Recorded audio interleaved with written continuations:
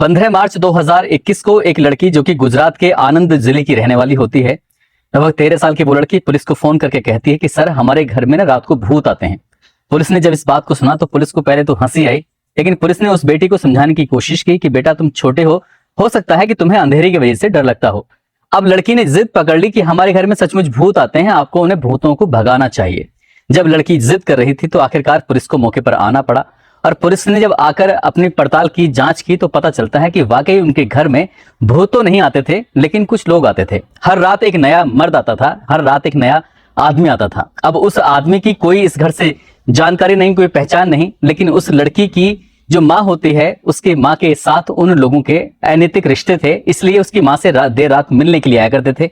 जब वो लड़कियां तरह तरह की आवाजें सुना करती थी तो इसी बात को लेकर उसने अपने परिवार के बाकी सदस्यों से कहा कि घर में कोई ना कोई आता है, लेकिन परिवार के किसी भी सदस्य ने इस बात पर गंभीरता से गौर नहीं किया। और इसके बाद फिर लड़की को मजबूर होकर पुलिस को फोन करना पड़ा। पुलिस ने जब इस मामले की पड़ताल की तो उसकी लड़की की माँ के कई लोगों के साथ अवैध रूप से संबंध पाए गए और इन संबंधों की कहानी जब लोगों तक पहुंचती है तो लोगों को बड़ा आश्चर्य हो रहा था कि एक लड़की ने पुलिस को किस तरह से फोन करके अपने घर की समस्या को दूर कराया।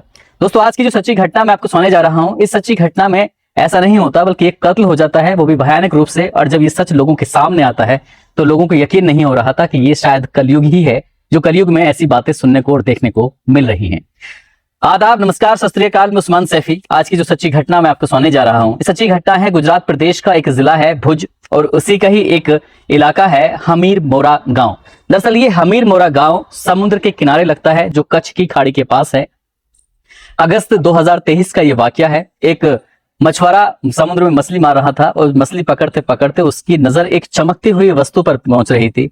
वो वस्तु कुछ ऐसी जगह से दिखाई दे रही थी कि चारों तरफ से सुनसान इलाका था, आसपास पेड़ पौधे थे, लेकिन समुद्र के किनारे जब वो वस्तु चमक रही थी तो उस मछुआरे ने पहले तो उसे इग्नोर करने की कोशिश की, लेकिन वो ज्यादा चमक रही थी, तब उस पर रहा नहीं गया। पास में जाकर जब देखता है तो एक छोटा सा टुकड़ा था जो चमक रहा था। उसने जैसे ही उसे उठाने की कोशिश की, दरअसल वो हाथ में पहनी हुई एक अंगूठी थी और अंगूठी में कुछ इस तरह से एक शीशा लगा हुआ था जिसकी लाइट बहुत दूर तक मार रही थी।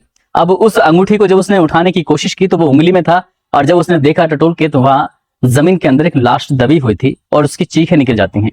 उसकी चीखें निकलने के बाद वो आसपास के लोगों को शोर मचाकर बुलाने की कोशिश करता है, लेकिन आसपास के लोग तो नहीं आते, लेकिन वहां सुनसान इलाका होने की वजह से मछुआरे ही आते हैं या फिर सैलानी टाइप के लोग आते हैं। अब इसके बाद सूचना पुलिस को दी जाती है, पुलिस मौके पर पहुंचती है। मौके पर आने के बाद देखा जाता है कि वहां पर एक महिला की लाश निकल के आती है जिसकी उम्र लगभग 34 साल के आसपास होती है, लेकिन ये महिला कौन है, कहां से आई है, इसकी किसने हत्या की है या फिर ये साधारण मौत है, क्या कारण है, पुलिस अब तमाम तरह के सवालों के जवाब जानना चाहती थी।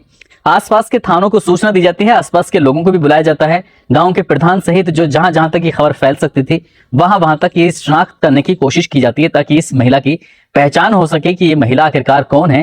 लेकिन धीरे धीरे करके वक्त आगे गुजरने लगता है, लेकिन उस महिला की शनाख्त नहीं हो पाती है।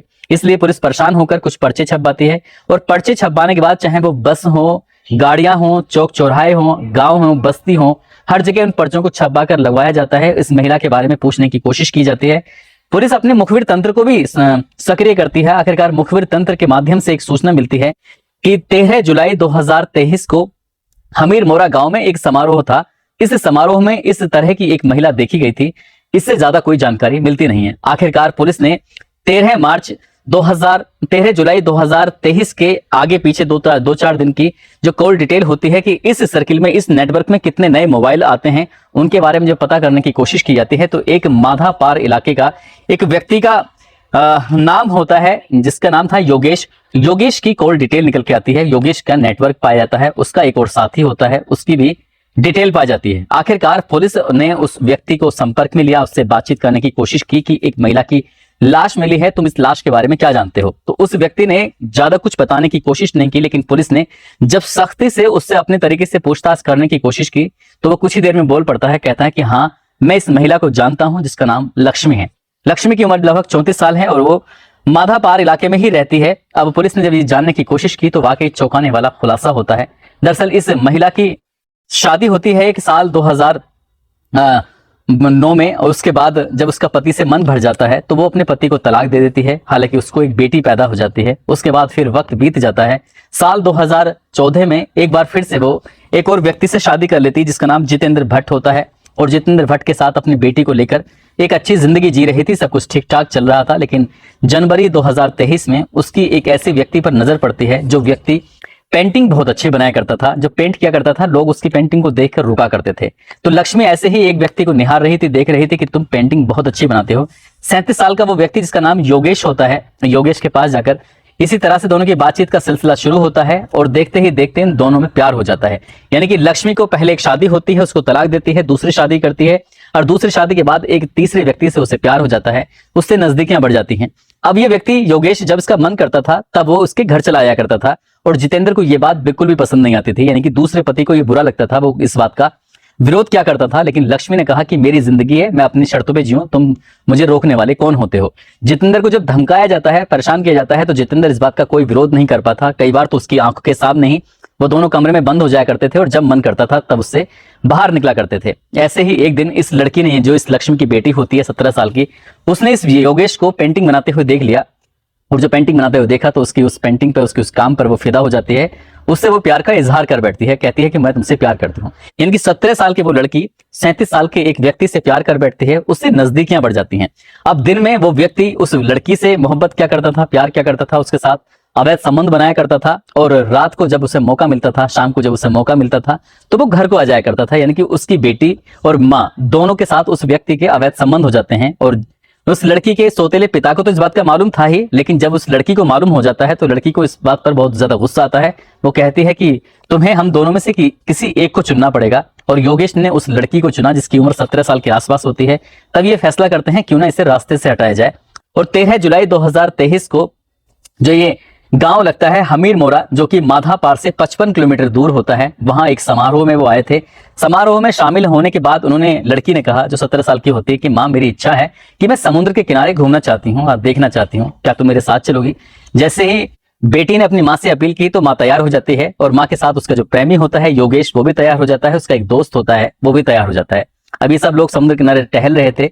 इसी बीच में कोई भारी वस्तु उस लक्ष्मी के सिर पर मारी जाती है। जैसी सर पे लगती है कुछ ही देर बाद वो तड़प कर दम तोड़ देती है और वहीं एक समुद्र के किनारे गड्ढा खोदा जाता है। गड्ढा खोदने के बाद उसकी लाश को वहां पर दबा दिया जाता है। लाश दबने के बाद कुछ दिन बीत जाते हैं और उसके बाद जब लाश निकल कर आती है तब जाकर पुलिस 1 सितंबर 2023 को इस घटनाक्रम का खुलासा करती है और पता चलता है कि एक ही व्यक्ति के माँ और बेटी के साथ अवैध संबंध थे और बेटी अपनी माँ के अवैध संबंधों का विरोध कर रही थी। बेटी ने ही माँ को मरवाने की, उसकी हत्या कराने की अपने ही प्रेमी से, जो उससे दुगनी उम्र का प्रेमी होता है, उससे प्लानिंग की और प्लानिंग में वो सक्सेस हो जाते हैं। लेकिन कहा जाता है कि क्राइम को कितने भी शातिर तरीके से क्यों ना कर लिया जाए, कातिल कभी बचता नहीं है। इस कहानी में भी कुछ ऐसे ही होता है। देर जरूर हुई थी, 2-2.5 महीने का समय जरूर लगा था, लेकिन कातिल जब सलाखों के पीछे पहुंचे, अखबारों के माध्यम से जब ये खबर लोगों तक पहुंची तो लोगों को यकीन नहीं हो रहा था कि इस कलयुग में कुछ ऐसी खबरें भी सुनने को मिलेंगी कि माँ और बेटी के एक ही व्यक्ति से अवैध संबंध होंगे, जिसमें बेटी अपनी माँ के प्रेमी को बर्दाश्त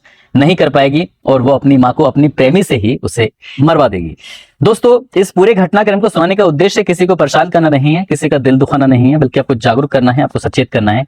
और जाते जाते कुछ लोगों ने नाम लेने की अपील की है, जिसमें रोशनी सिंह है, जयकरण सिंह, रूपेश कुमार, अब्दुल अली, मोहम्मद आसिफ, चंद्रकांत भास्कर, सत्यम यादव, संजीव मुर्मू, अवनी सिंह, सलमान फारसी, मुफीद खान, रुद्र भान, प्रवीण कुमार, लवकुश पाल, पिंटू सिंह, संजय कुशवाहा, राधिका सिंह, नितिन द्विवेदी। आप सब लोग अपना ख्याल रखें, सुरक्षित रहें। जय हिंद, जय भारत।